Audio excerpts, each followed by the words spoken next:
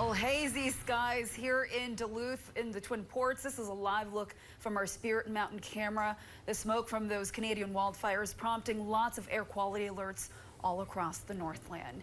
Good evening, I'm Laura Lee. And I'm Dan Wolf. Thanks for joining us. Yes, Minnesota and Wisconsin both currently under an air quality alert from that smoke. Yeah, if you've been outside, you have noticed that haze. Northern News Now's Kyrie Johnson joins us live from the Lake Walk tonight. Kyrie, what are you learning and hearing from people outside?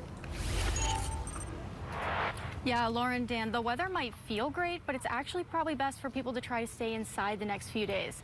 As you can see behind me, the smoke is still pretty thick in places, and parts of the skyline aren't even visible from far back there. Our air quality level right now makes being active outside unhealthy for everybody. These hazy skies mean Julie and her husband, visiting from the Twin Cities, took extra precautions during their stroll on Duluth's Lake Walk Thursday. I'm a little disappointed with, as far as the air quality, I walk a lot, we both do. I'm a former smoker, and my mother had lung disease, so obviously I'm being especially careful. This is the 27th day our region has been under an air quality alert since May. This time, conditions are expected to reach the red AQI category through Friday. That means the air is unhealthy for everyone.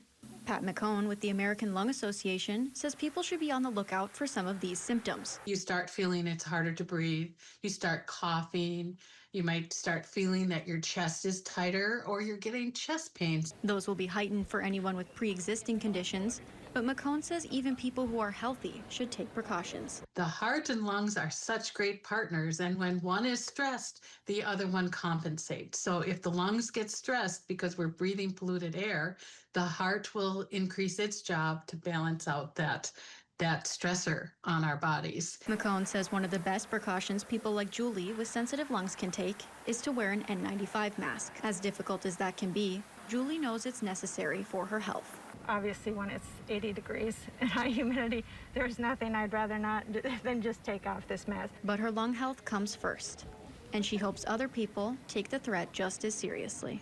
I hope people pay attention. So it's a big deal. Air quality is a very big deal. Now, McCone says anyone who regularly uses an inhaler should keep it handy this weekend, and everybody should try to drink lots of water.